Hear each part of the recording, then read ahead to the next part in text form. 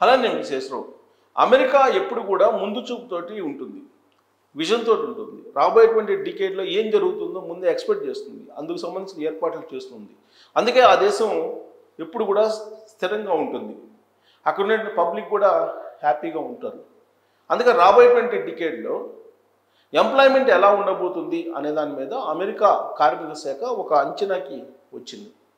దానికి తగిన విధంగా అక్కడ ఉండేటువంటి నిరుద్యోగులు ప్రిపేర్ కావాలి. అందుకే ఈ కార్మిక శాఖ ఎప్పటికప్పుడు వాళ్ళ యొక్క జాబ్ ఆపర్చునిటీస్ ఎలా ఉంటాయి అనే దాని మీద ఎప్పటికప్పుడు సమాచారం ఇస్తూ ఉంటుంది.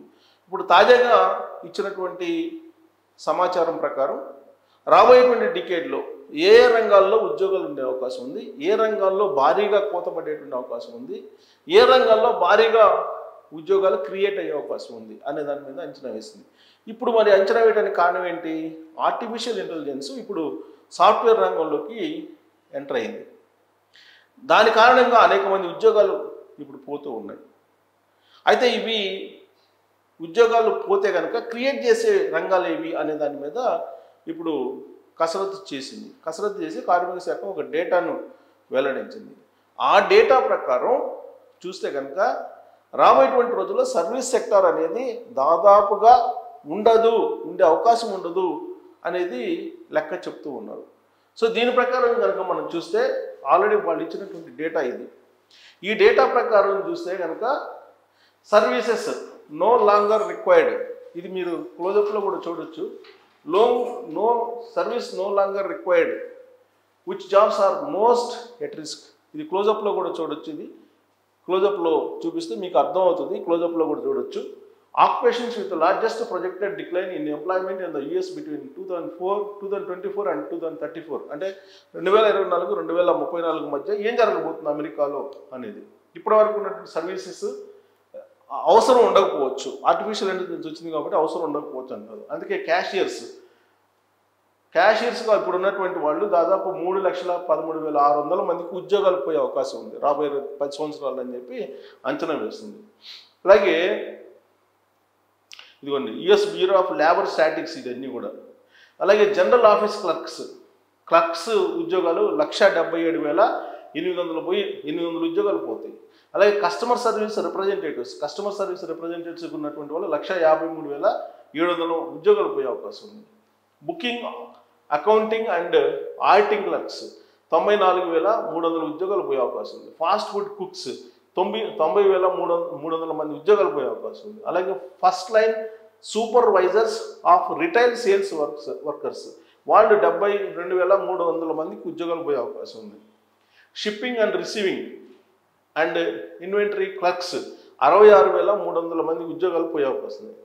టెల్లర్స్ వాళ్ళకి 44,900 మంది ఉద్యోగాలు పోయేటువంటి అవకాశం ఉంది. వెరసి దాదాపుగా 3, 2, 5, 1,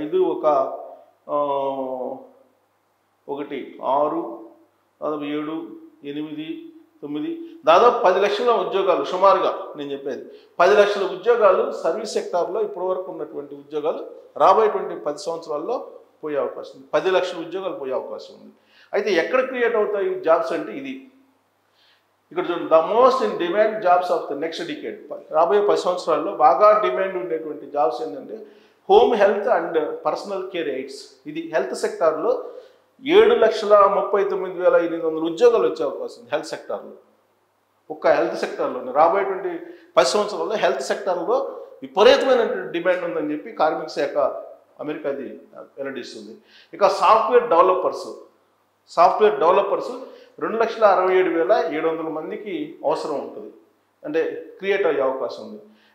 అలాగే స్టాకర్స్ అండ్ ఆర్డర్ ఫిల్లర్స్ వాళ్ళు 2,35,000 మంది అవసరం ఉంది. Fast food and counter workers 2,33,200 మంది. రెస్టారెంట్ కుక్స్ 2,17,000 మందికి అవసరం ఉంటుంది. రిజిస్టర్డ్ నర్సెస్ 1,66,100 మంది అవసరం. జనరల్ అండ్ ఆపరేషన్స్ మేనేజర్స్ 1,64,000 మంది.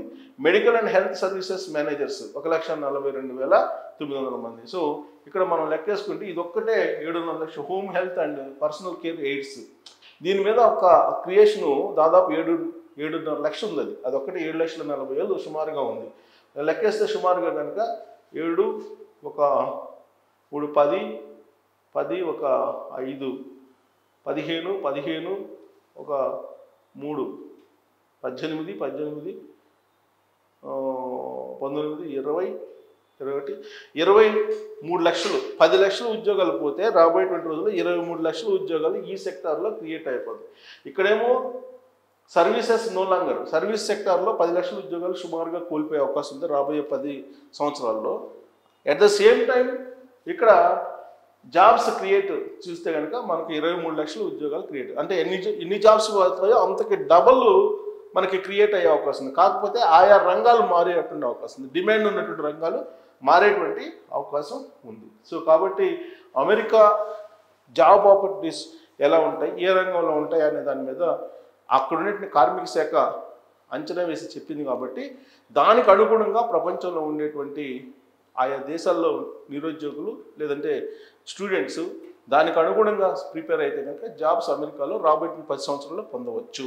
అలా కాకుండా ఇంకా సర్వీస్ సెక్టార్లోని జాబ్స్ ఉంటాయంటే రాబోయే రోజుల్లో సర్వీస్ సెక్టార్లో ఉండే అవకాశం లేదు. హెల్త్ సెక్టార్లో మాత్రం భారీగా క్రియేట్ అయ్యే అవకాశం ఉందని చెప్పి అమెరికా కార్మిక శాఖ, అమెరికా ప్రభుత్వం వెల్లడించింది. సో దానికి అనుగుణంగా ఇప్పుడు ఆయా రాష్ట్రాలు కూడా, భారతదేశం కానీ ఆయా రాష్ట్రాలు కానీ విద్యార్థుల్ని తయారు చేసి స్కిల్ డెవలప్ చేసి ఆ దిశగా ఒకవేళ పయనింపజేయగలిగితే కనుక రాబోయేటువంటి రోజుల్లో విస్తారంగా అమెరికాలో ఉద్యోగాలు ఉండే అవకాశం ఉంది. 10 లక్షలు పోతే 13 లక్షలు అడిషనల్గా క్రియేట్ అయ్యే అవకాశం ఉంది. 23 లక్షలు వస్తాయి ఉద్యోగాలు.